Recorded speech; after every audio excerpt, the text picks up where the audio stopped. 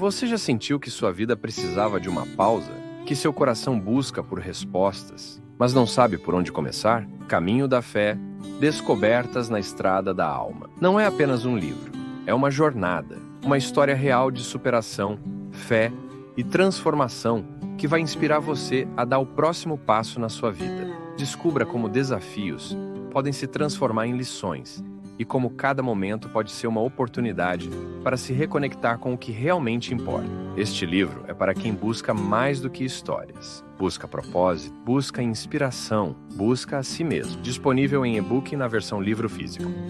Comece hoje sua jornada de transformação. Caminho da Fé. Descobertas na Estrada da Alma. O que você está esperando?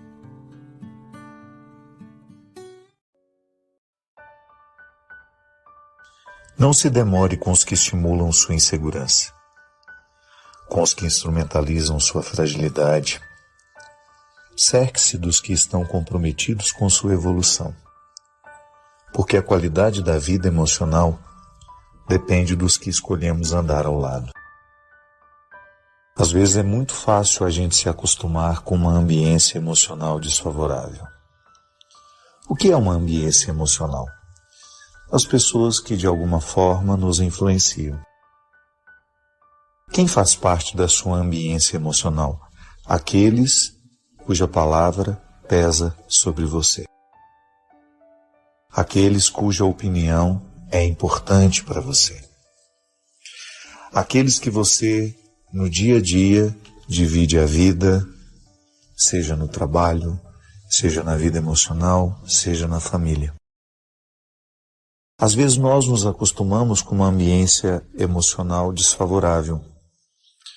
É aquela pessoa que nos critica o tempo todo, parecendo querer o nosso bem.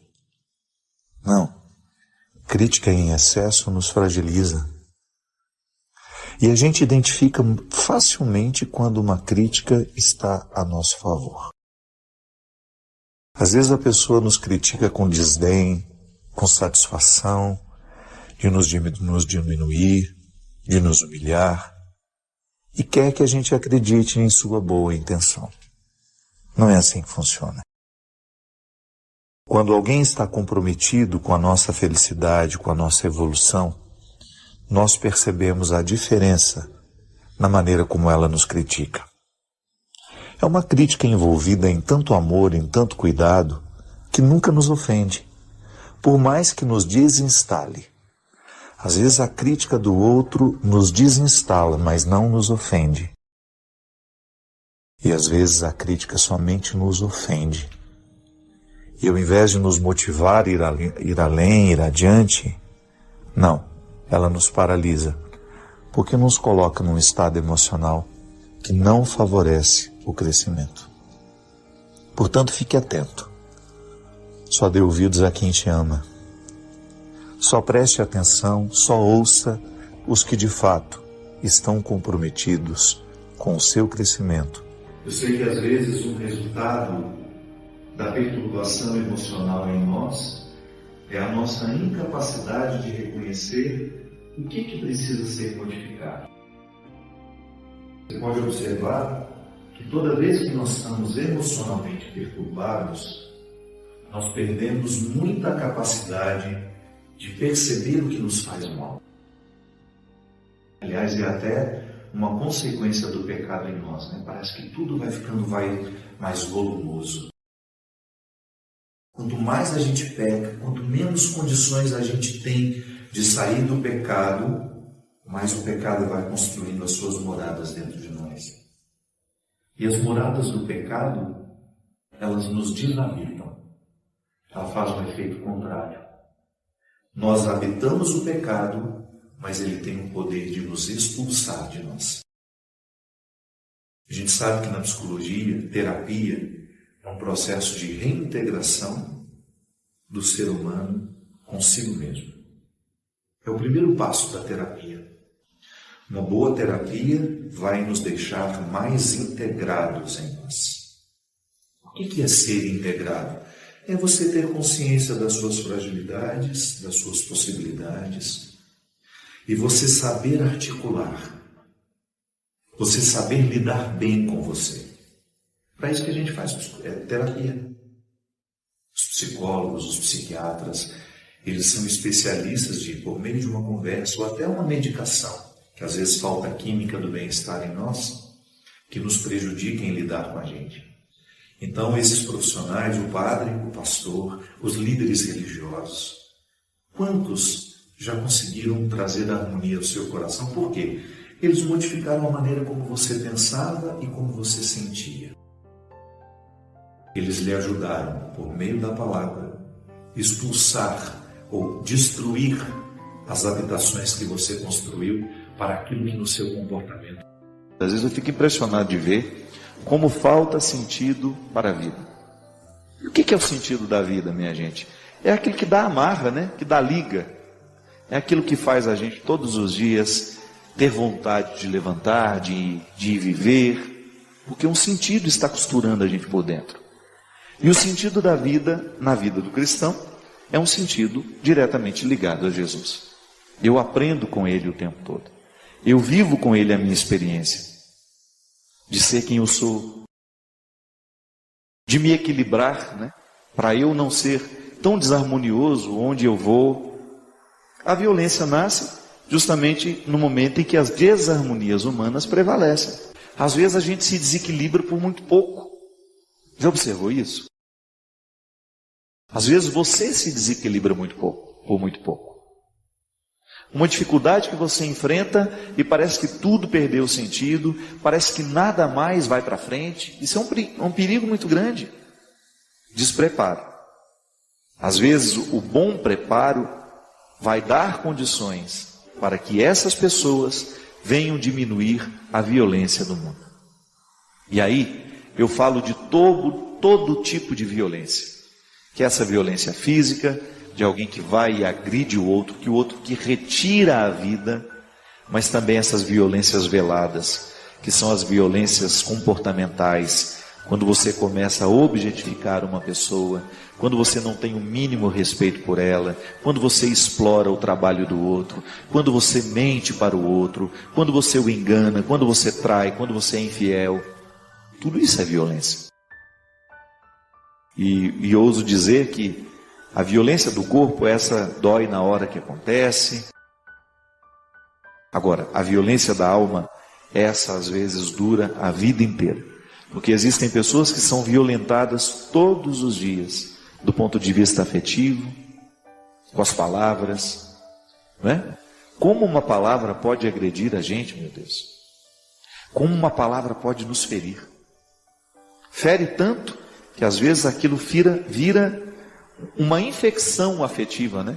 Aquilo vai virando um turbilhão dentro de você, que vai desencadeando outras infelicitações, outras insatisfações, e as desarmonias vão se estabelecendo dentro de nós. Então eu acredito que o grande esforço nosso para diminuir essa violência e dar a Deus esse lugar que sempre foi dele e deve ser, é justamente a gente tomar consciência de que o primeiro lugar de onde Deus é retirado é o meu coração e é o seu. Então, se Ele é o lugar, se o meu coração é o primeiro lugar de onde Deus é expulso, ele precisa ser também o lugar onde Deus é recolocado.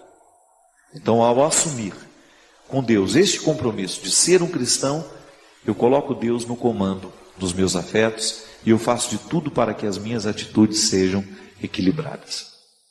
Que é muito ruim quando a gente é desequilibrado, a gente acaba afastando as pessoas de nós, a gente acaba gerando solidão para nós mesmos, e no nosso desequilíbrio a gente estabelece, né, um processo que vai nos infelicitando muito. Eu acho que vale a pena a gente todos os dias ter esse cuidado. Hoje eu quero reharmonizar o que dentro de mim está precisando, aquilo que está desordenado, para que eu volte a ter o direito de me alegrar. Tem visto como a gente tem sido intolerante, né? Na palavra, a comunicação se realiza. No silêncio, ela se completa. Pois a compreensão se concretiza a partir do silêncio. Há poder em ambos e a sabedoria é usar bem esses dois tempos da comunicação. Dentro de uma composição, as pausas são tão importantes quanto os sons. Uma boa orquestra é aquela que executa bem as dinâmicas das pausas e das continuidades. Mesmo no silêncio da pausa, a canção continua. Não diga as coisas com pressa. Mais vale um silêncio certo que uma palavra errada. O poeta mineiro Carlos Drummond de Andrade recomendava aos poetas: convive com os teus poemas antes de escrevê-los. Tem paciência se obscuros, calma se te provocam. Espera que cada um se realize e consuma com seu poder de palavra e seu poder de silêncio. A recomendação do poeta é sábia e pertinente. Um poema só é bom, se maturado na sementeira do silêncio. Antes de se tornar palavra, a poesia é experiência de vida silenciosa. Os artistas sabem disso, e nós precisamos aprender. Demora naquilo que você precisa dizer. Livre-se da pressa de querer dar ordens ao mundo. É mais fácil a gente se arrepender de uma palavra dita do que de um silêncio. Palavra errada na hora errada pode se transformar em ferida naquele que ouviu, também naquele que disse. Há muitos momentos da vida em que o silêncio é a resposta mais sábia que nós podemos dar a alguém. Na pressa de falar, corremos o risco de dizer o que não queremos. E diante de tudo o que foi dito, nem sempre temos a possibilidade de consertar o erro. Palavras erradas costumam machucar para o resto da vida. Já os silêncios certos, esses possuem o dom de consertar. Por isso, prepara bem a palavra que será dita. Palavras apressadas não combinam com sabedoria. Os sábios sempre preferem o silêncio. E nos seus poucos dizeres está condensada uma fonte inesgotável de sabedoria. Não caia na tentação do discurso banal, da explicação simplória. Queira a profundidade da fala que nos pede calma. Calma para dizer, calma para ouvir. Uma regra interessante para que tenhamos uma boa compreensão de um texto é justamente a calma.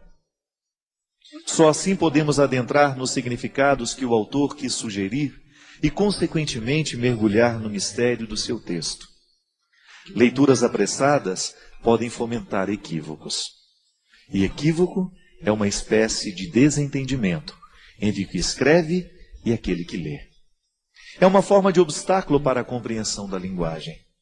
Na comunicação verbal cotidiana, isso sempre acontece. Dizemos e não somos compreendidos.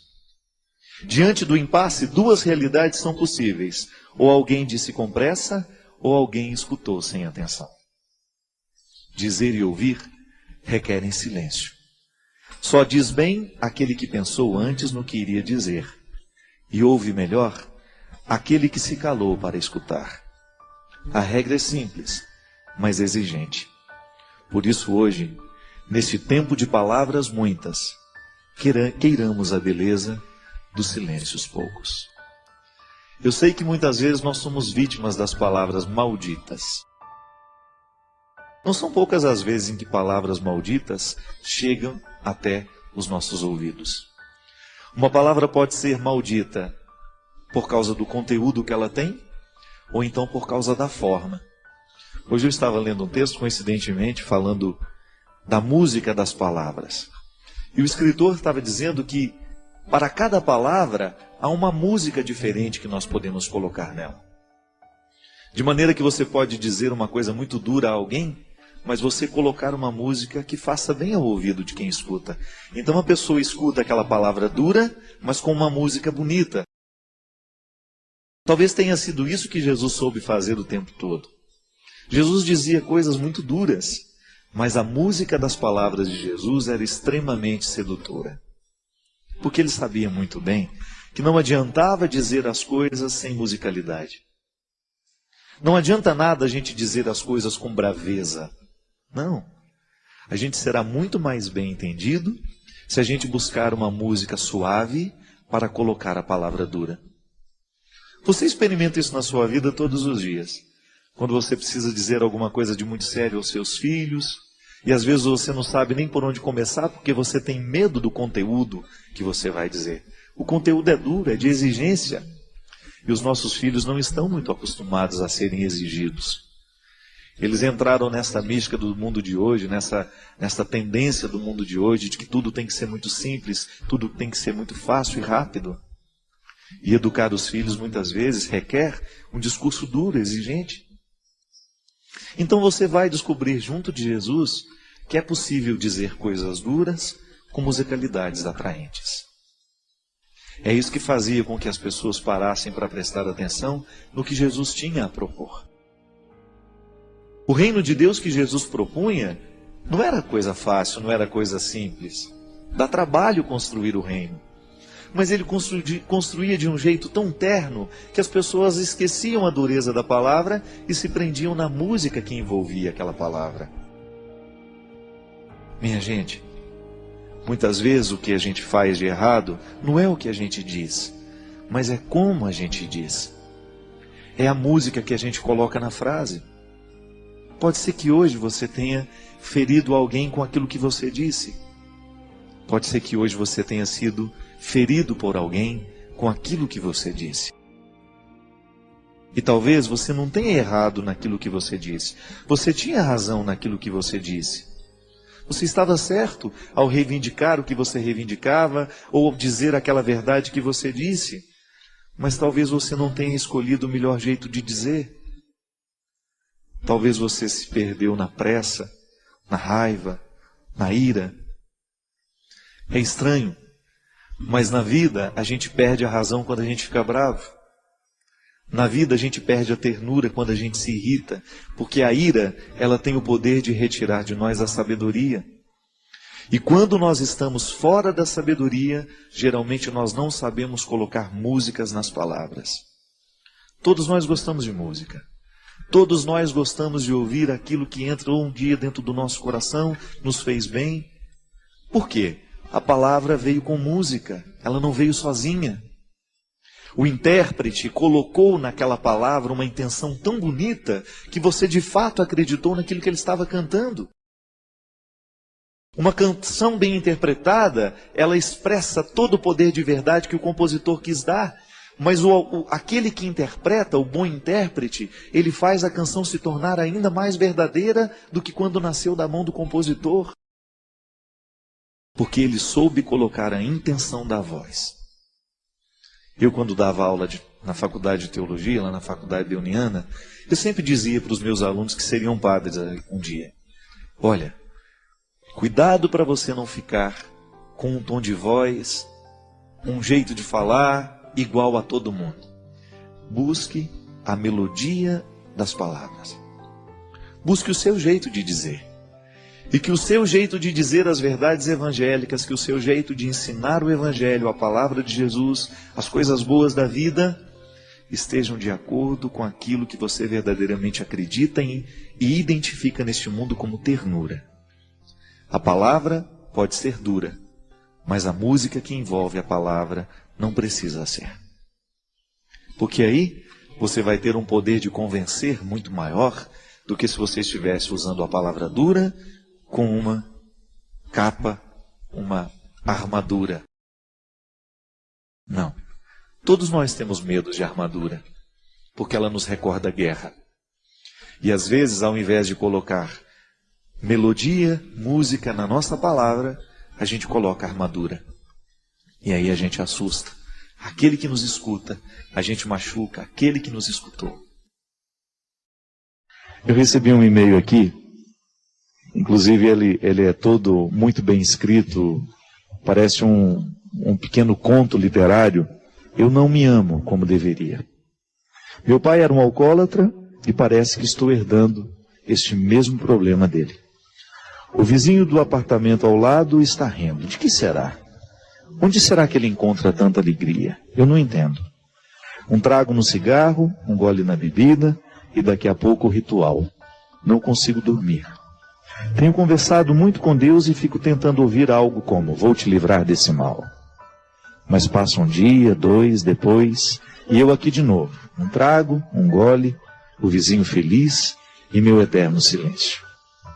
Espero, Padre, que este silêncio me traga respostas, porque as perguntas são muitas. E aí não ouço nada, nem o vento me visita. Mas ouço sim apenas uma voz. Você não tem jeito, não tem solução. A oração do Pai Nosso nos diz: seja feita a vossa vontade. E eu entendi, Padre, que Deus já escolheu esse caminho para mim e que eu não posso negá-lo. Essa é a vontade dele. Tento interpretar diferente, mas meu curso de letras não me ajuda. Você vê uma pessoa inteligentíssima, né, fazendo uma leitura delicada da sua realidade, da sua situação. Minha filha, eu não sei seu nome, você não me disse, mas partilhou o coração de uma maneira muito livre. E eu entendo perfeitamente quando você diz que não se ama.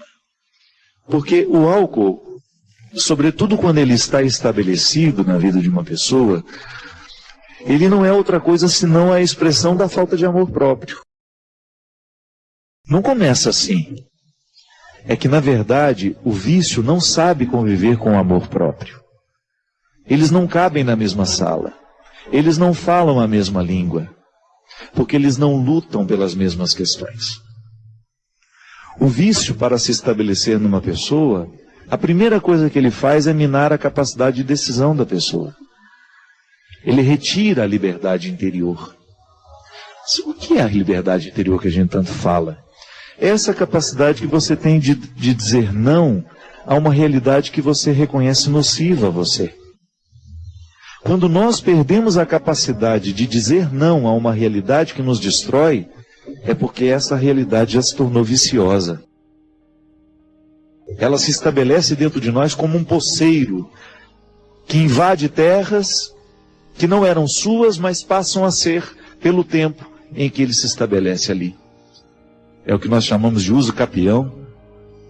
Se eu entro dentro de um terreno que não é meu e começo a plantar, fazer ali a minha cultura, daqui a pouco eu entro na justiça e vou requerer o direito de que aquilo é meu.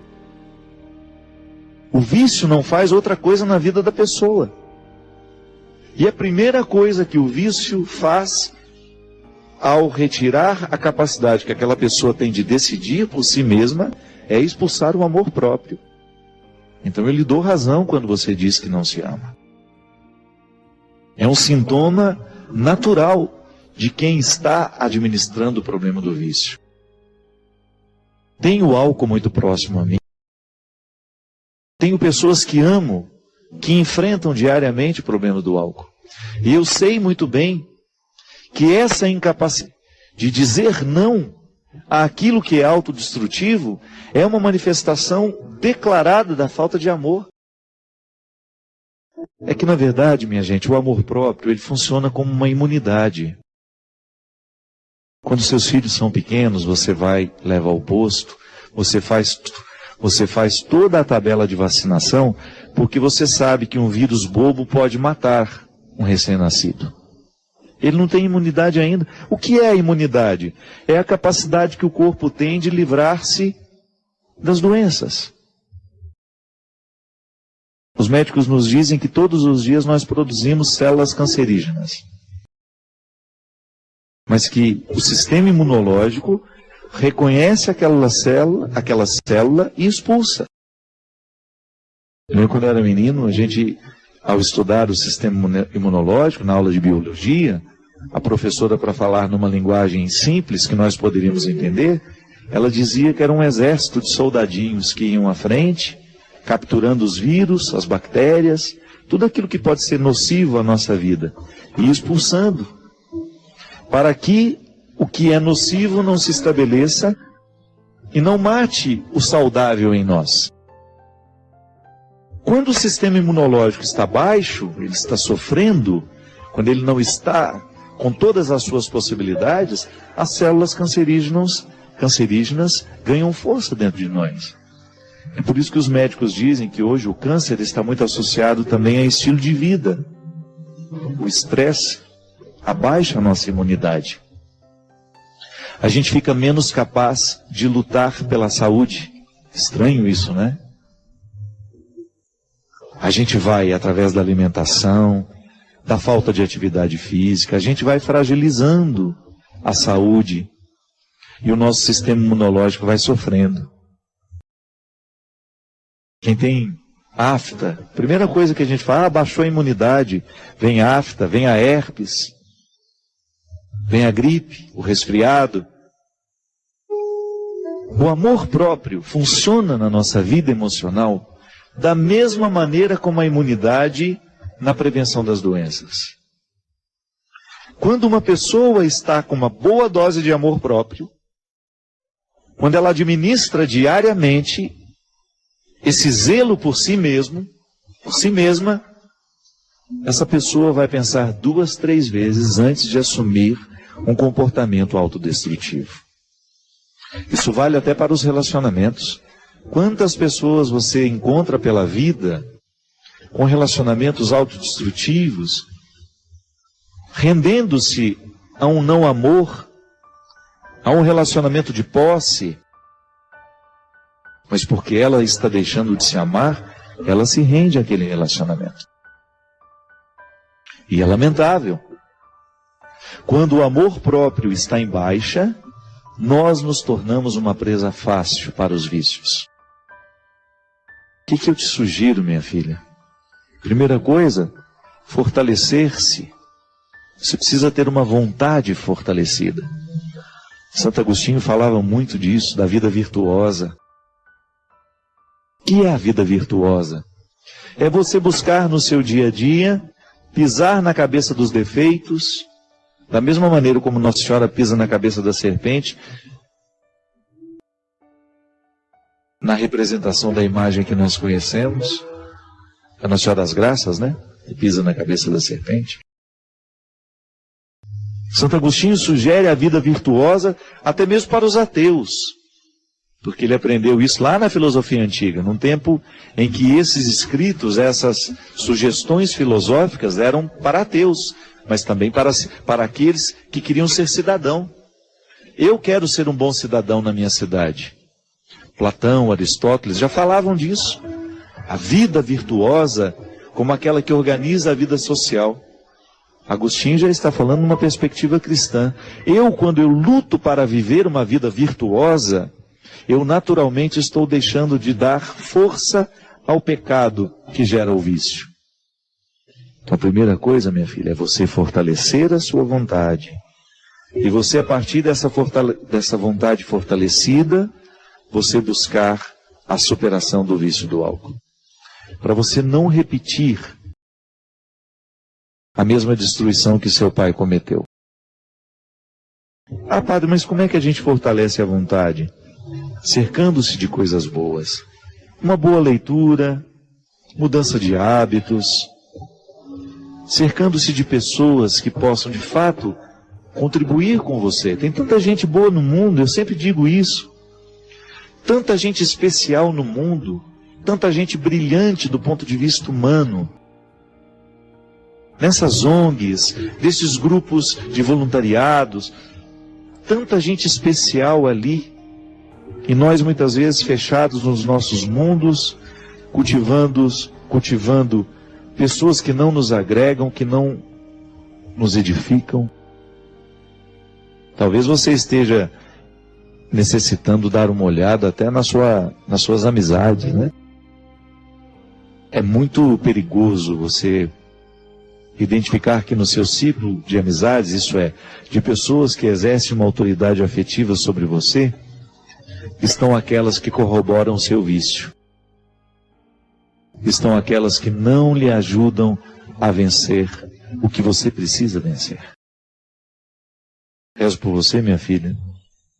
Quero que você tenha êxito, para que você tenha êxito na sua luta, para que você volte a se amar, que você redescubra o seu valor como pessoa e que você não se renda a tudo isso que está lhe destruindo.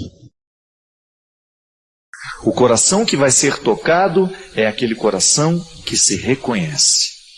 É aquele coração que já está com coragem de dizer quem é. Ali Deus trabalha.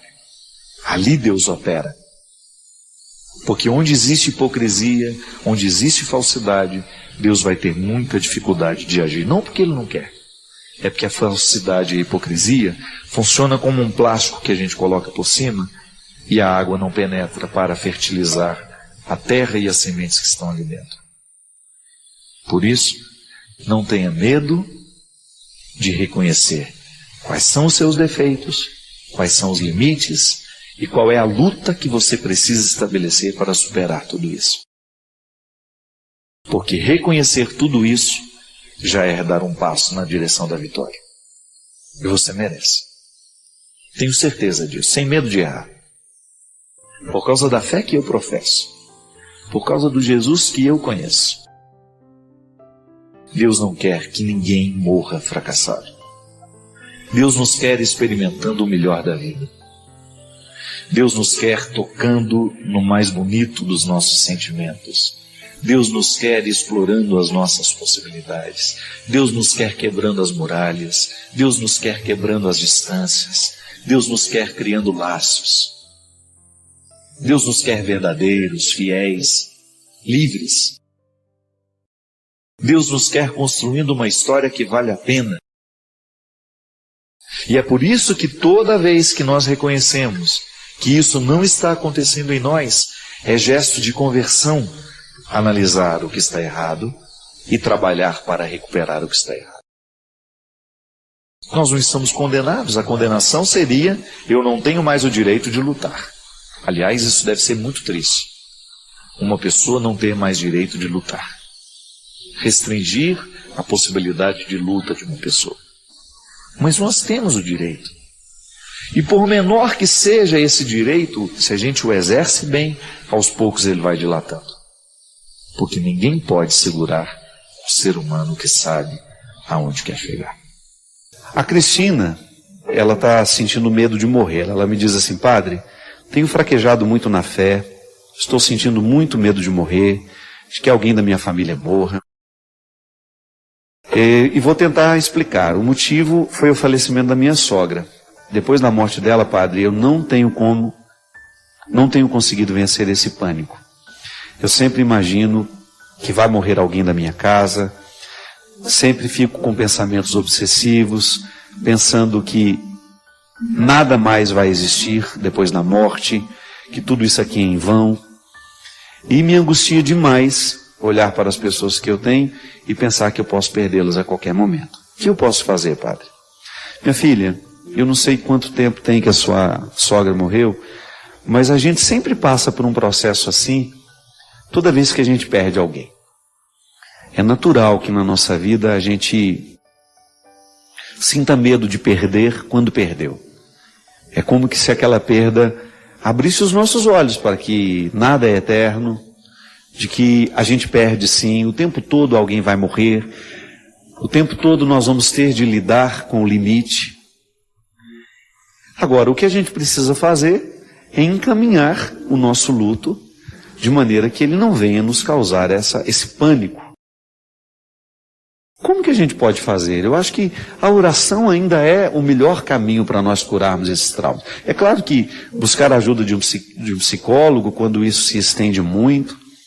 Mas sabe, antes de você dormir, você rezar um salmo de confiança. Tem tantos salmos aí na Sagrada Escritura que nos ajudam a dizer essa confiança. O Senhor é minha força, é a minha proteção, em Ti nada temerei. De você buscar uma palavra, uma oração, de você pedir a oração de outras pessoas. Os grupos da renovação carismática, eles são muito bons nesse sentido. Porque lá existem pessoas que gostam de rezar umas pelas outras. É tão bom quando alguém põe a mão na nossa cabeça, reza por nós. A gente se sente mais acolhido, sobretudo no momento dessa fragilidade, Cristina. Procure participar de um grupo de oração. Procure fazer a leitura de um salmo de confiança ao final da noite. Não perca a oportunidade de criar essa vida mística. Sabe, a oração ela tem um efeito terapêutico sobre nós. Nós precisamos rezar. E essa oração, ela pode ser feita através da palavra, ela pode ser feita dentro de uma igreja silenciosa, sabe? De você de vez em quando se refugiar na igreja da sua cidade, no horário em que não tenha muitas pessoas. Fica ali, diante do Santíssimo. Fique em silêncio e peça a Deus que Ele venha preencher esses espaços que foram abertos pela perda daquela pessoa. Você perdeu a sua sogra, ela devia ser uma pessoa importante para você, você devia ser muito ligada a ela, e agora está sentindo essa insegurança, que é um processo humano natural, mas que a oração pode nos ajudar muito. Cada vez mais eu tenho acreditado nisso, viu, minha gente? Que o cuidado de Deus muitas vezes na minha vida é fechar portas. Interessante, né? Como nós temos dificuldade de entender o amor no momento que alguma coisa nos é negado.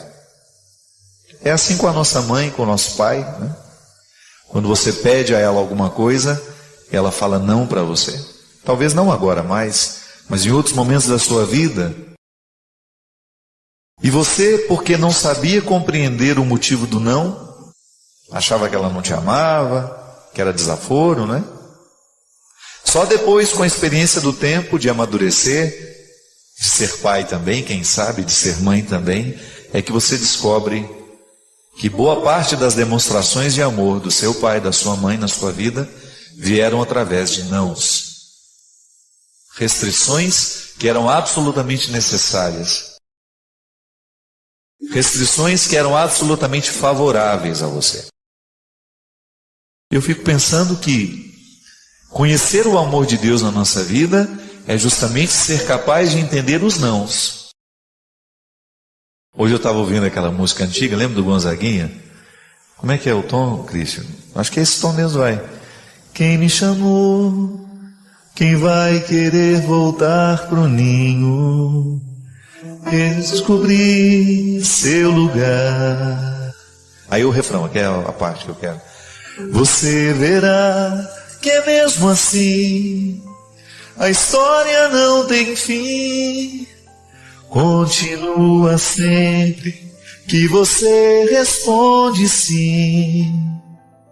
Na sua imaginação, para sua imaginação, a arte de sorrir cada vez que o mundo diz não. Ah, é difícil demais, não é? Sorrir quando o mundo diz não para a gente. Sorrir quando você tem que enfrentar o não da vida. Porque não é sempre que acontece como nós queremos.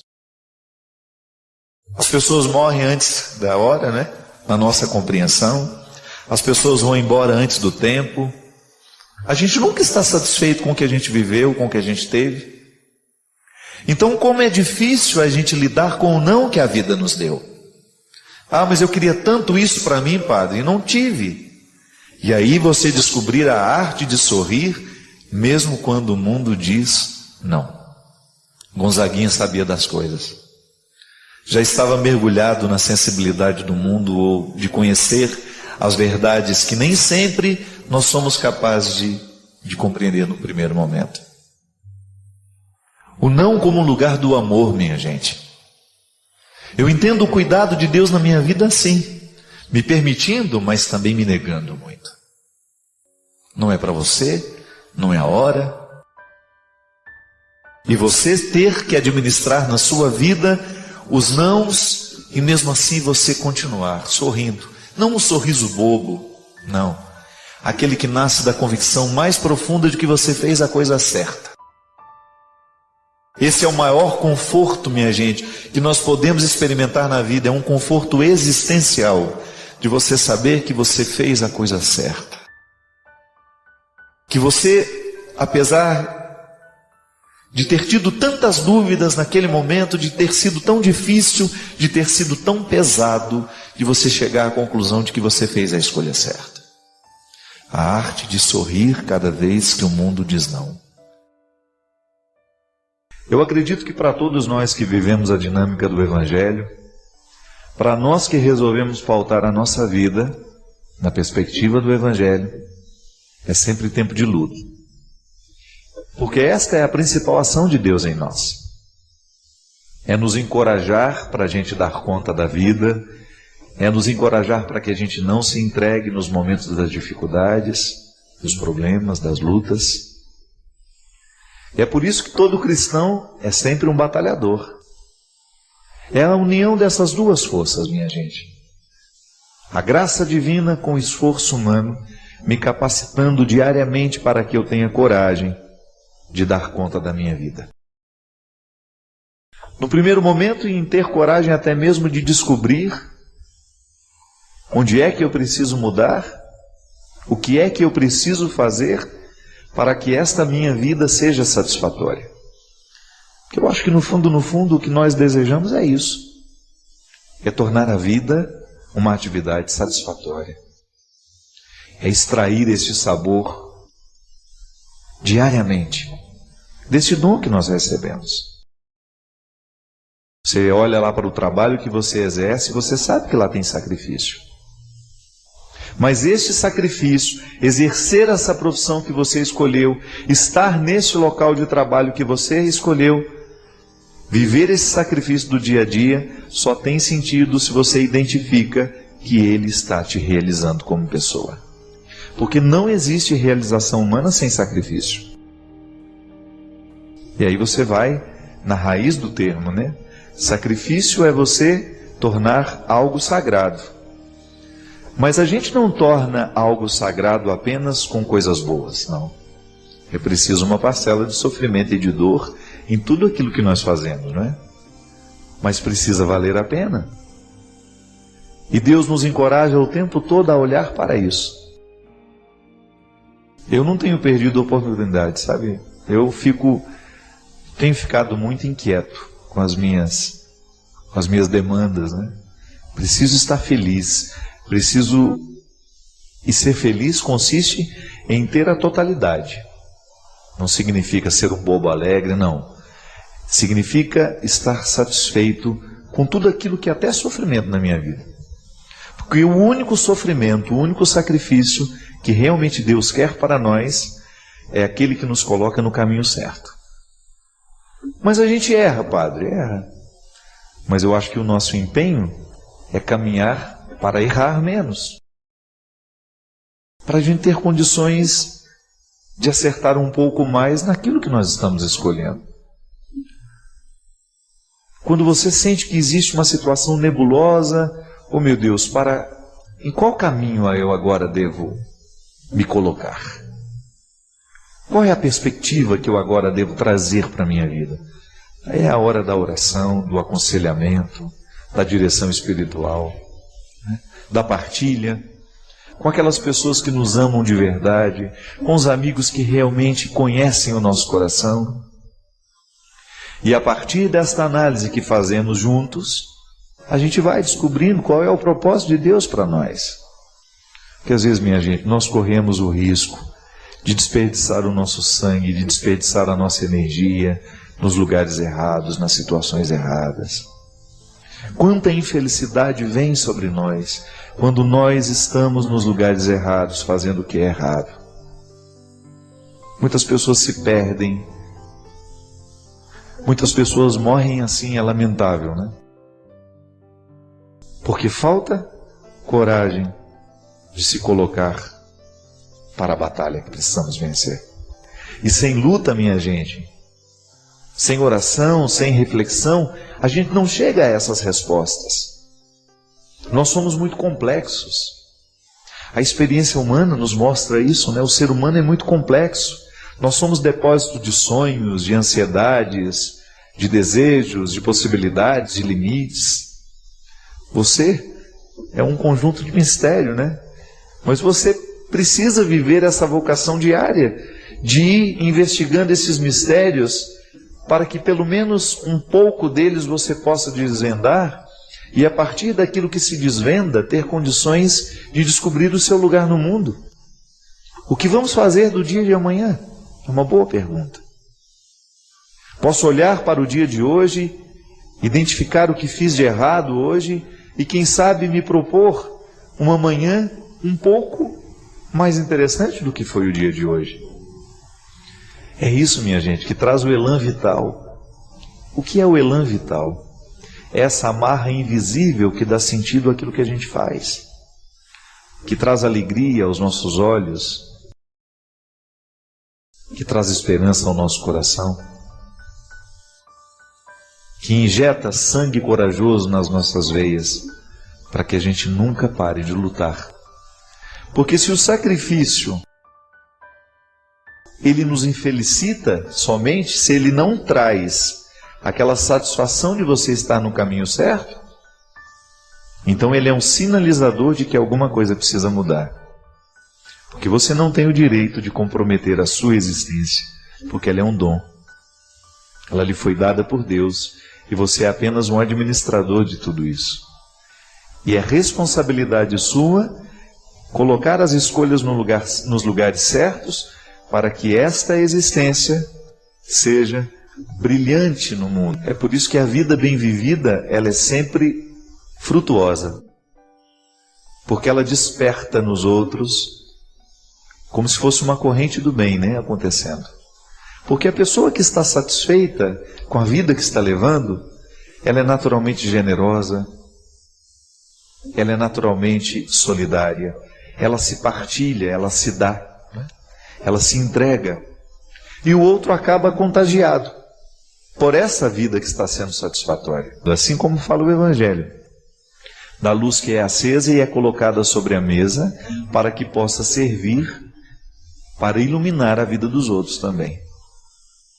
E aí nós entendemos que a vela acesa em cima sobre a mesa, ela facilita o caminho de quem passa por nós. Se eu me disponho a ser um homem realizado, e se me interpreto como uma vela acesa sobre a mesa do mundo, sobre este altar que é o mundo, eu vou facilitar a passagem daqueles que passarem por mim. Serei luz no caminho deles.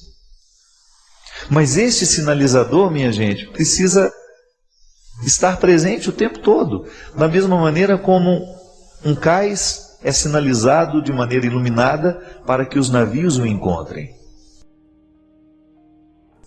Da mesma maneira, quando nós precisamos pousar de madrugada num aeroporto, você vê de longe as luzinhas da pista, sinalizando de que ali existe um porto seguro para você chegar. E essa é a luta do dia a dia.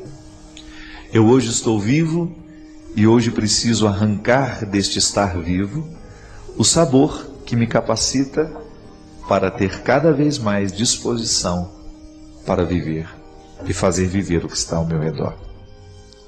Porque é sempre assim, né? A gente nunca vive sozinho. Onde existe uma pessoa feliz, ali você pode ter certeza que ela vai fazer de tudo para provocar felicidade nos outros, até naturalmente. Ela vai despertar esse desejo de ser feliz no movimento natural. Apenas sendo ela satisfeita com ela mesma, com a vida que está vivendo, ela vai provocar isso nos outros. O contrário também é verdade, né? Quando você tem uma pessoa insatisfeita consigo mesma, ela acaba provocando insatisfações. Ela acaba sendo um obstáculo para muitas outras pessoas. E é por isso que eu digo que nós precisamos ser muito honestos, né? Com a vida que nós estamos vivendo e com aquilo que nós estamos provocando no outro, no momento em que vivemos ao lado dele. E gosto de ensinar isso teologicamente, né? Estamos sempre auxiliados pela graça. A graça de Deus, que também podemos chamar o amor de Deus, a bondade de Deus, são termos distintos para dizer uma mesma coisa, porque tudo isso é graça. O amor de Deus na nossa vida é fruto da graça, é gratuito, é generoso. A graça sempre se antecipa. Mas se eu me apago, se eu não promovo a minha realização no dia a dia, que é, volto a dizer, o que é a realização humana? É o acolhimento do dom divino, é o acolhimento da graça divina na nossa vida. E na união desse acolhimento, que se desdobra em atividades, em atitudes de escolhas, de dizer sim, de dizer não, é assim que nós fazemos a existência ser frutuosa, dizendo sim e não na hora certa.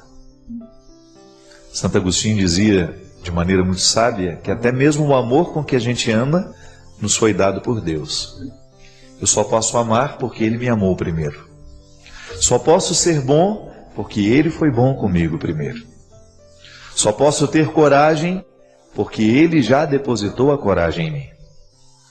O meu esforço, que é todo o meu empenho do meu dia a dia, da minha vida cristã, porque não existe vida cristã sem essa outra dimensão humana, não é? Que é o esforço, que é a garra, a dinâmica que eu coloco, as atitudes que favorecem o agir desta graça em mim. Volto a dizer, o sacrifício, ele só tem sentido quando ele nos sinaliza de que ele é um caminho que nos faz chegar à vontade de Deus, ao desejo de Deus para nós. E descobrir essa vontade de Deus na nossa vida é preciso investigação, né? É preciso descobrir quem eu sou, quais são as minhas aptidões, aonde é que a minha alma se sente confortável. Deus fala através da minha consciência. A minha consciência me indica o que é certo e o que é errado. E quanto menos pecado eu tiver, maior será a minha capacidade de compreender o certo e o errado.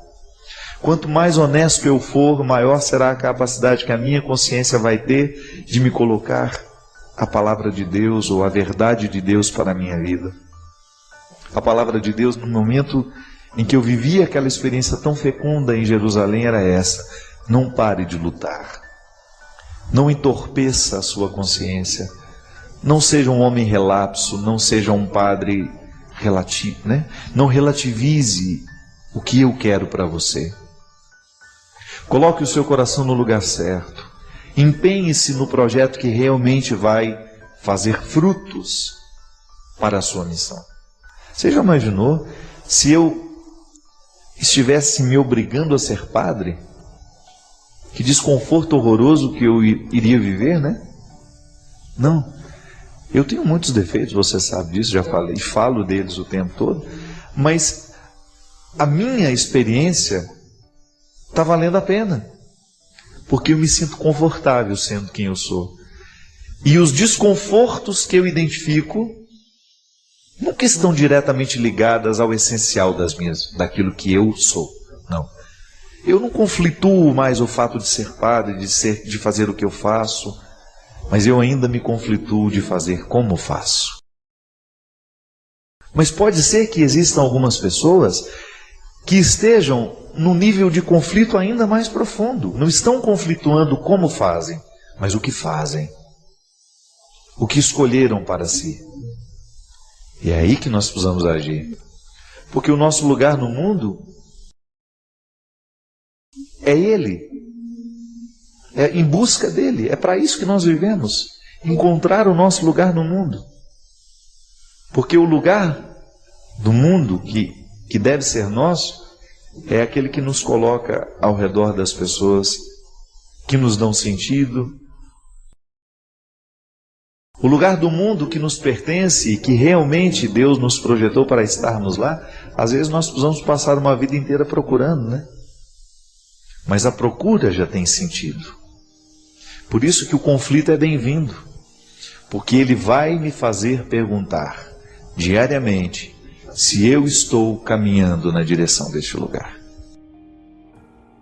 Às vezes é contrariando o outro que nós conseguimos acertar a harmonia interior que às vezes está perdida, porque nós estamos fazendo tudo errado apenas para agradar o outro. E isso é uma infantilidade, né? Nós muitas vezes somos infantis assim. Eu não estou dizendo que você tem que desconsiderar o seu papel, a sua importância na vida do outro. Não, não é isso não. Eu estou falando daquelas amarras que nós permitimos que coloquem em nós pelo simples fato de agradar o outro. É claro que é bom a gente agradar o outro, mas a gente tem que agradar o outro do jeito certo, não comprometendo a nossa vida. Quando você percebe que você está comprometendo a sua realização só para agradar o outro, você corre o risco de estar cometendo o pior de todos os pecados, que é desperdiçar a vida. Porque esse é um ponto de partida interessante. é eu saber quem eu sou, mas sempre colocar como perspectiva quem eu devo ser. Analisar o que tenho feito, mas não parar na análise que me responde o que eu tenho feito, mas sobretudo me colocar na perspectiva do que devo fazer para que aquilo que eu faço tenha uma identidade com aquilo que eu sou. Eu sempre gosto de dizer isso. Eu não tenho, essa pergunta eu não me faço mais. Será que eu quero deixar de ser padre? Não. Eu gosto, eu amo o que eu faço. Agora eu preciso me responder todos os dias, como é que eu vou ser padre no dia de hoje? Aí eu olho para as pessoas que estão ao meu lado, quais são os compromissos daquele dia, e eu identifico de maneira muito prática como é que eu precisarei ser padre ali, com aquelas pessoas e com aquela situação.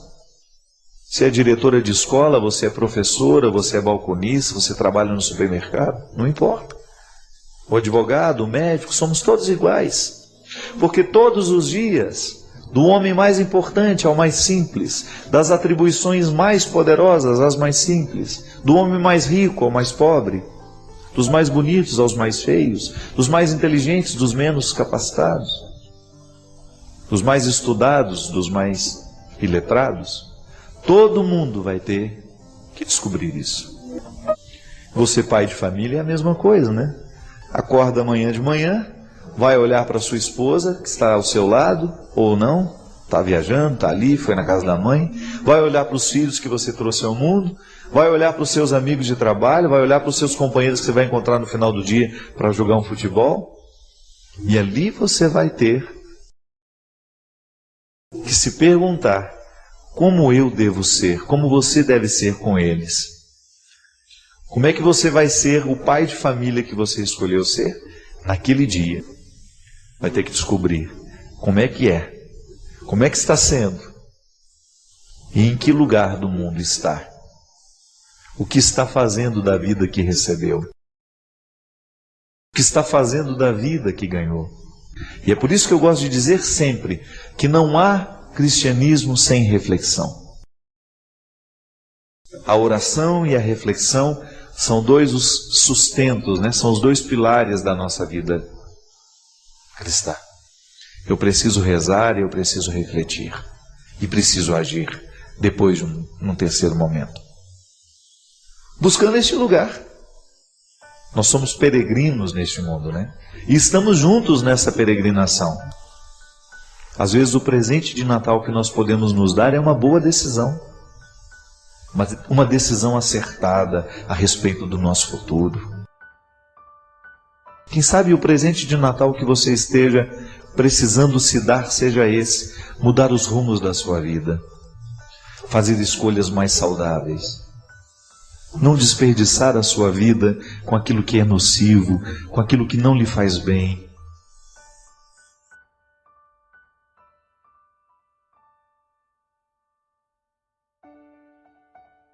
Já parou para pensar que muitas vezes nós não somos felizes porque nós passamos boa parte do nosso tempo idealizando a vida? Idealizando as situações, as realidades, ou até mesmo cometendo esse crime cruel de ficar preparando sempre para o futuro uma alegria que deveria ser vivida hoje. É aquela mentira, né, que a gente escuta. A vida começa aos 40, isso é mentira. A vida começa toda hora. Como se aos 40 nós tivéssemos condições de interpretar o que passou como algo que não valeu a pena, com a possibilidade de projetar um futuro como se agora a vida estivesse valendo. Não, a vida vale toda hora. Mesmo quando nós experimentamos a mais atroz de todas as dores, quando nós experimentamos a morte, a vida sempre vale a pena. Eu não tenho o direito de ficar aqui hoje projetando uma alegria para o futuro sem me interessar pelo cotidiano que me rodeia. Esse é o meu sentido.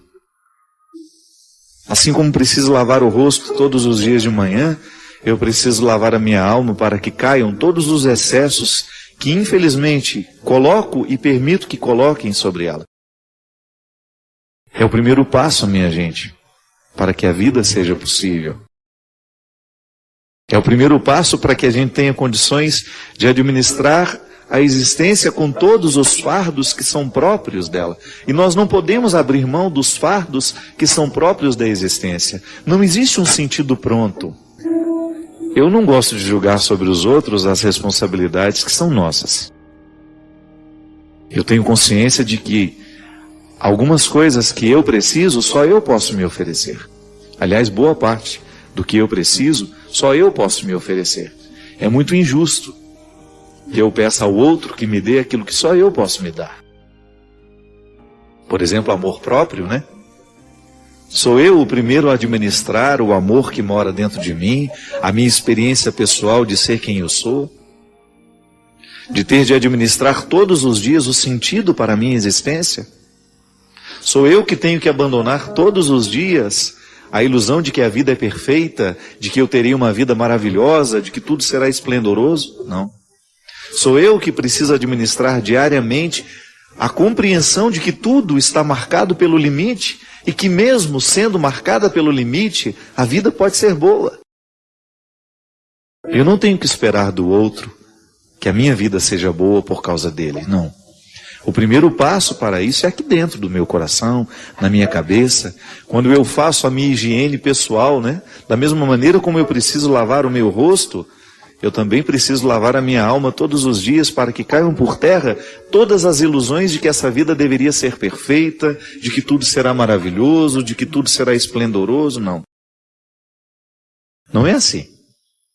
Então todos os dias eu preciso fazer cair por terra o que não é verdadeiro. Por isso que eu gosto tanto do cristianismo, porque ele não nos ilude. Jesus em nenhum momento propõe aos seus seguidores uma vida maravilhosa e mágica, distante dos sofrimentos, distante das lutas, porque Jesus compreende a vida como ela realmente é. Ela pode ser maravilhosa, pode, mas ela também pode ser muito triste. E que é na arquitetura dessas duas possibilidades que nós nos posicionamos com a responsabilidade, então, de viver com dignidade aquilo que nos foi proposto hoje. E assim a gente é amigo, assim a gente é pai, assim a gente é irmão. De vez em quando Deus nos visita de maneira muito concreta através das pessoas. Aliás, ando pensando que é uma das formas privilegiadas que nós temos de receber a presença de Deus é através de um amigo de verdade. Digo isso porque é tão humano, né, amar, é tão humano sofrer, é tão humano perdoar, necessitar ser perdoado, é tão humano errar. E o amigo é com quem nós dividimos diariamente as dinâmicas destes verbos. Quando falo amigo, eu coloco a possibilidade de que tenhamos dentro de casa uma mãe que seja também uma amiga, um pai que seja também um amigo, nas devidas proporções, né? Uma amizade que não ofusca o papel fundamental daquela pessoa na nossa vida. O primeiro papel do pai não é ser amigo, é ser pai. Mas ele pode ser um pai amigo. Quando nós encontramos em alguém a possibilidade de conjugar a mística cristã de maneira tão concreta, tão real, tão verdadeira, quando alguém, pelo mistério de ser quem é, nos acompanha, quando alguém no mistério de ser quem é, alivia a nossa existência. Hoje eu precisei viver um dia rodeado pelos meus limites, limites físicos, limites pessoais, humanos, psíquicos, emocionais, e mesmo assim eu precisei dar conta da vida. Os meus amigos fazem parte desse processo, mas o primeiro passo é sempre meu. E é aqui que Deus mora, minha gente. Nessa motivação. É aqui que a conversão precisa acontecer. É o que nós precisamos pedir a Deus todos os dias. Nós não queremos que Ele modifique a nossa vida. Nós queremos que Ele modifique quem somos. Porque se Ele modifica quem somos, é bem provável que naturalmente a gente modifique a vida que a gente vive. Ainda hoje eu falava sobre isso no meu Twitter, né? Que há sofrimentos que estão ao nosso lado, que por mais que a gente seja solidário com aquele sofrimento, a dor continua sendo do outro. É o limite. É o limite que o pai precisa enfrentar todos os dias com o filho, ao olhar para aquela criança saindo com a sua mochilinha para ir para a escola, e o pai não ter condições de salvar aquela criança de todos os sofrimentos que ela terá de enfrentar naquele dia de aula. É assim que a gente ama muitas vezes, querendo colocar uma redoma de proteção para que o outro não sofra aquilo que nós precisamos sofrer para ser quem a gente é, mas aí nós cometemos uma injustiça.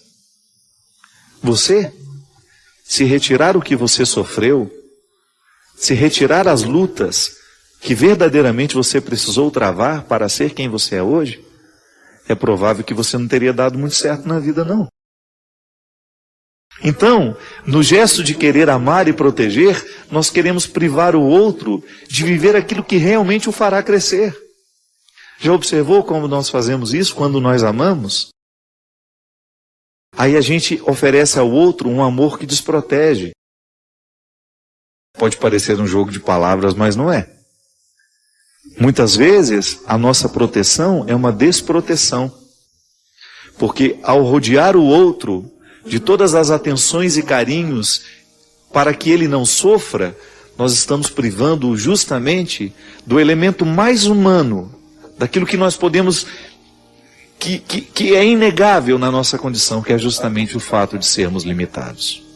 Tudo que você é passa pela sua cabeça. É por isso que eu digo sempre, né? Que a conversão é aqui. É no jeito como nós pensamos, é no jeito como nós olhamos para o pai, é no jeito como nós olhamos para o filho, é no jeito como nós olhamos para quem amamos. Por isso que o cristianismo é tão concreto. Porque ele modifica o nosso jeito de amar. Tá bom, eu quero amar, mas eu não quero colocar o outro numa redoma para receber o meu amor. Eu quero amar ao lado. Eu quero amar, mas sem privá-lo do sofrimento que ele terá de enfrentar quando a vida for dura para ele. E eu quero ser maduro o suficiente para entender que a vida é assim mesmo. Que eu não tenho o direito de criar dentro de mim um espírito de vítima que vai me justificar como um eterno fracassado. Porque às vezes acontece isso, minha gente. A vida, ao ser dura para cada um de nós, parece que nos dá o direito de um atestado de vítima que nós vamos sempre apresentar para justificar a nossa falta de coragem, a nossa falta de mobilidade, a nossa falta de esperança. Não é para ser assim. Ninguém nos prometeu que seria fácil. Em nenhum momento Jesus prometeu aos seus discípulos que seria fácil. Veja a linguagem que ele usou. Faça uma visita aos evangelhos e você vai ver que em nenhum momento Jesus deixou de falar de luta, de espada, de processos dolorosos, de cruz. Mas nós não temos o direito de desvincular a vitória do processo de luta. Nós não temos o direito de dizer, pague o dízimo nessa igreja e a partir de agora você será um homem ou uma mulher abençoada. Não é assim que Deus age. Ou até mesmo identificar que muitas vezes o insucesso é identificado como falta da presença de Deus na nossa vida. Não.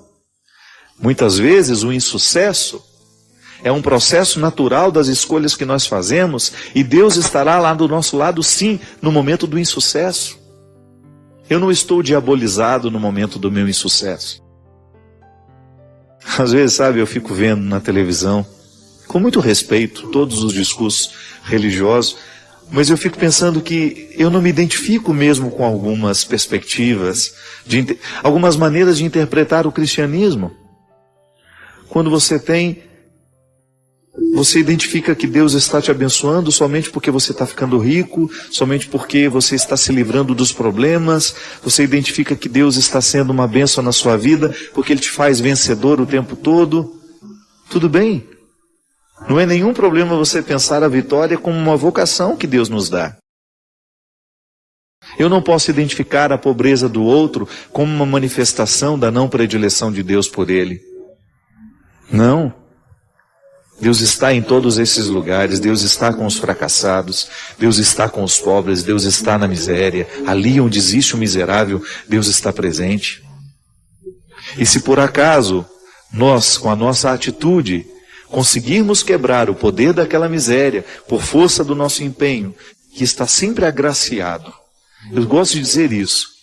Toda a ação humana, que é de promoção do bem, que é de vitória, de transformação, já está naturalmente abençoada. É a graça de Deus agindo em nós. Eu não posso ser bom sem a graça de Deus agindo em mim. Até para eu me arrepender dos meus pecados, eu preciso da ação da graça em mim. E ali identificar que este processo, ele é humano, ele é natural. E eu não posso me opor àquilo que é humano em mim. Porque é no acolhimento dessa humanidade que Deus vai agir. É assim que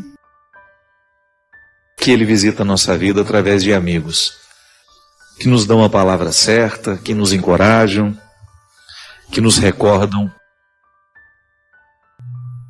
que nós temos de estabelecer diariamente esse pacto com a existência. É o que nós queremos nesse programa de hoje.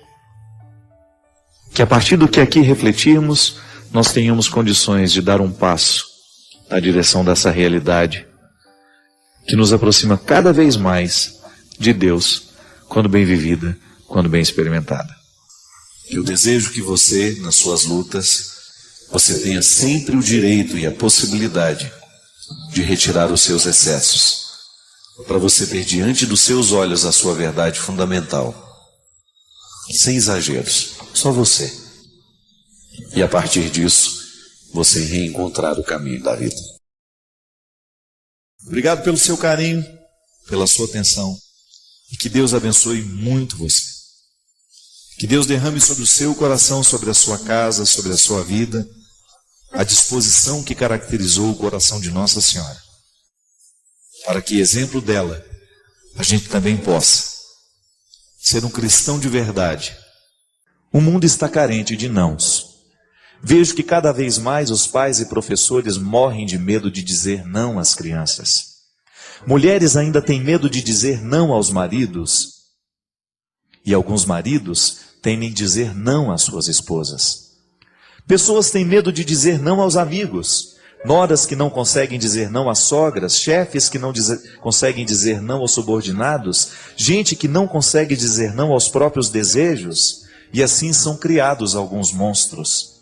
Talvez alguns não cheguem a sequestrar pessoas, mas têm pequenos surtos quando escutam um não, seja do guarda de trânsito, do chefe, do professor, da namorada, do gerente do banco. Os pais dizem: não posso traumatizar o meu filho. E não é raro eu ver alguns tomando tapas de bebês com 1 ou 2 anos. Outros gastam o que não têm em brinquedos todos os dias e festas de aniversários faraônicas. Sem falar nos adolescentes. Hoje em dia é difícil ouvir alguém dizer: não, você não pode bater no seu amiguinho. Não, você não vai assistir a uma novela feita para adultos. Você não vai passar a madrugada na rua. Não, você não vai dirigir sem carteira de habilitação. Não, você não vai beber uma cervejinha enquanto não fizer 18 anos. Não, essas pessoas não são companhias para você. Não, hoje você não vai ganhar brinquedo ou comer salgadinho e chocolate. Não, você não vai faltar na escola sem estar doente. Não, essa conversa não é para você se meter. Não, com isso você não vai brincar. Não, hoje você está de castigo e não vai brincar no parque. Crianças e adolescentes que crescem sem ouvir bons, justos e firmes nãos, crescem sem saber que o mundo não é só deles. E aí, no primeiro não que a vida lhe dá, e a vida vai lhe dar muitos, surtam. Não estou defendendo a volta da educação rígida e sem diálogo. Pelo contrário, eu acredito piamente que crianças e adolescentes tratados com amor real, sem culpa, tranquilo e livre, conseguem perfeitamente entender uma sanção do pai ou da mãe, intuem que o amor dos adultos pelas crianças não é só prazer, mas é também responsabilidade. E quem ouve uns nãos de vez em quando, também aprende a dizê-los quando é preciso. Acaba aprendendo que é importante dizer não a algumas pessoas que tentam abusar de nós de diversas maneiras, com respeito e firmeza, mesmo que sejam pessoas que nos amem. O não protege, o não ensina, o não prepara. Por mais que seja difícil, eu tento dizer não aos seres humanos que cruzam o meu caminho quando acredito que é hora. E tento respeitar também os nãos que recebo. Nem sempre consigo, mas tento. Acredito que é aí que está a verdadeira prova de amor. E é também aí que está a solução para a violência cada vez mais desmedida e absurda nos nossos dias. Eu confesso, eu recebi esse texto na semana passada e iria lê-lo, mas eu gostaria de parabenizar sem saber quem é. Mas ela se propôs a fazer uma reflexão, gente, absolutamente válida para os dias de hoje. Minha gente, cada vez mais eu me convenço, e eu falo até aqui no meu livro do sofrimento, que as grandes tragédias, elas são alimentadas aos poucos.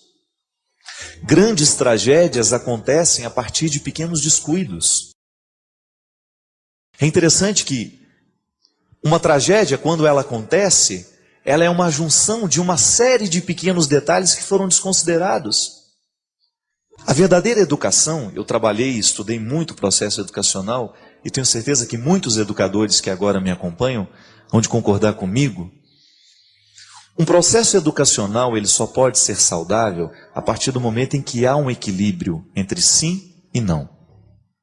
Não estou querendo propor um modelo educacional repressivo, coercitivo, que venha impor pela força do grito, que venha proibir tudo aos filhos, não. Mas o que essa psicóloga está propondo é que a gente assuma a responsabilidade na hora certa, para que depois a gente não seja responsabilizado por coisas piores, por coisas trágicas.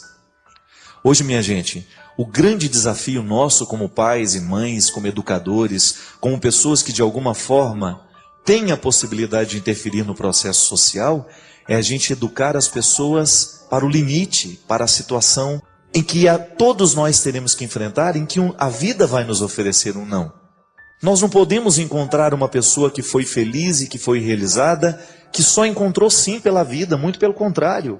Aliás, eu acredito que uma pessoa ela vai se tornando interessante à medida em que ela vai conseguindo vencer as adversidades que encontra. Ninguém nasce pronto. Nós não temos a possibilidade de ter uma vida pronta, um mundo ordenado, se a gente não passa pela experiência de produzi-lo. E um filho é um empreendimento que precisa o tempo todo ser talhado como se fosse mesmo uma escultura, a partir deste formão humano, desta ferramenta que se chama amor, que dá 2 golpes. O amor é uma ferramenta que dá 2 golpes, para permitir e para negar. Engana-se aquele que pensa que o amor é uma ferramenta que só dá o golpe da permissão. Não. O amor dá o golpe da permissão, mas ele também dá o golpe da negação. Proclamar a vitória de Deus é um jeito interessante que a gente tem. Primeiramente, reconhecer aquilo que nós esperamos dele. Porque quando a gente proclama a vitória de Deus na nossa vida, nós estamos reconhecendo que em nós há uma parte que a ele pertence. Não que nós sejamos esquartejados, não. Essa totalidade do ser humano consiste em compreender que nele há uma parte irrenunciável que pertence ao sagrado. Território sagrado. É a identidade cristã sendo assegurada nestes detalhes da existência. Quando a gente descobre que dentro de nós há um espaço para a coragem, mas que também há um espaço para a fraqueza. E que na reconciliação dessas duas realidades, porque elas precisam ser reconciliadas o tempo todo, uma vez que ninguém é corajoso sempre, mas ninguém também é um fracote sempre. Nós fazemos a mistura, a transição de o tempo todo a gente se reconhecer em algum lado dessa história. Não te condenes a morrer com os teus defeitos. Coisa mais triste, minha gente, é quando a gente fala assim, eu sou assim e não mudo. Porque quando a gente diz que a gente não vai mudar, de alguma forma a gente já começou a morrer. Porque aquilo que não muda é aquilo que está morto. Por isso que o conceito de santidade é um conceito dinâmico que nos move o tempo todo para a vida. Santo não é aquele que está no definitivo, não. Santo é aquele que está no movimento constante de lutar para ser melhor. Santidade, todos nós somos convidados a viver. E às vezes nós achamos que santo é coisa de gente que já está no altar. Não. Santidade é uma realidade, é uma luta para a qual todos nós estamos convocados. Não tem que ficar se acomodando nos defeitos que a gente tem. É tão bom a gente ter a sensação que cresceu. Erga os olhos, destranca a tua voz. Vem receber novas vestes de luz e proclama comigo a vitória de Deus. Destranca a tua voz. Você que tantas vezes tem medo de dizer, você que tantas vezes tem medo de falar das tuas dificuldades, dos teus limites. É tão bom a gente ter coragem de assumir que a gente é frágil. É tão bom a gente ter coragem de assumir a fragilidade, porque depois dela, a coragem toma conta de nós. E isso é realidade, não é uma conversa fiada, não. Às vezes nós nos empenhamos tanto para vencer, mas a gente esquece de um detalhe pequeno e tão fundamental na vitória. Para a gente alcançar a vitória, nós precisamos o tempo todo fazer a experiência constante de permitir que aquilo que é parte de Deus em nós, que Ele cuide, que Ele alimente. Porque aquilo que é dele, Ele já está fazendo acontecer. Agora, a vitória muitas vezes não ocorre porque falta a nossa disposição de trazer as talhas com água para que Deus faça a água transformar-se em vinho. Este movimento é humano, é decisão humana acreditar na palavra que transforma a água em vinho. Você já parou para pensar quantas realidades humanas você experimenta? Quantas realidades você hoje vive na sua vida que são semelhantes à história do vinho, da água que se transforma em vinho? Quantas realidades humanas você precisaria ter a coragem de apresentar ao Senhor e dizer: ó, essa é minha água, e eu gostaria muito que o vinho acontecesse. Esta é a luta que eu trago, Senhor. É o empenho que eu tenho vivido todos os dias da minha vida, e eu espero pelo teu milagre. Porque eu sei que esse milagre se dá a partir de dois caminhos, o meu e o seu, que num determinado momento se juntam. São dois gestos que têm o poder de transformar e de acontecer e de fazer aquilo que antes parecia impossível. Causas impossíveis, nós costumamos dizer. Existem muitas causas que são impossíveis, é porque a gente ainda não fez o que é possível. Nós só temos o direito de esperar pelo impossível, depois de termos feito tudo o que nos foi possível. E trazer a talha com água é um jeito que a gente tem de apresentar ao Senhor o nosso empenho e a nossa disposição. Deus entra na nossa vida, é aqui. Às vezes a gente costuma falar que quem se converte é o coração, né? Mas vamos ser concretos hoje. Deus entra pela cabeça, sabe por quê? O coração é apenas metáfora daquilo que o cérebro já decidiu. Você ama é aqui. Por isso que quando a cabeça não funciona, quem sofre é o coração. Quando a gente não decide certa pessoa que nós vamos amar, quem sofre é o coitadinho aqui, que vai vivendo as pressões, né, e depois ele vai infartando aos poucos. É assim. Deus acontece na nossa cabeça. Por isso que os gregos tinham uma expressão muito interessante que pertence ao contexto da filosofia, que uma pessoa está de fato modificada é depois que aconteceu nela a metanoia. Sabe o que significa metanoia? Mudança de mentalidade. Aquilo que antes girava para a direita, agora gira para a esquerda. Isso é conversão. O nosso raciocínio conseguiu englobar algumas realidades que antes ele não englobava. Aí a gente pensa com mais amplitude. E às vezes as coisas vão mal na nossa vida é porque falta visão mesmo. Falta a gente pensar diferente. Porque Deus acontece na nossa vida quando a gente pensa. Deus acontece na nossa vida quando nós agimos pelo bom senso. Ou quando nós começamos a colocar a vida a partir de algumas reflexões. Ou quando nós começamos a viver de maneira mais refletida. Aí a gente começa a abrir os horizontes para aquilo que antes parecia tão estreito. Aí nós começamos a acender luzes em lugares que antes estavam tão escuros.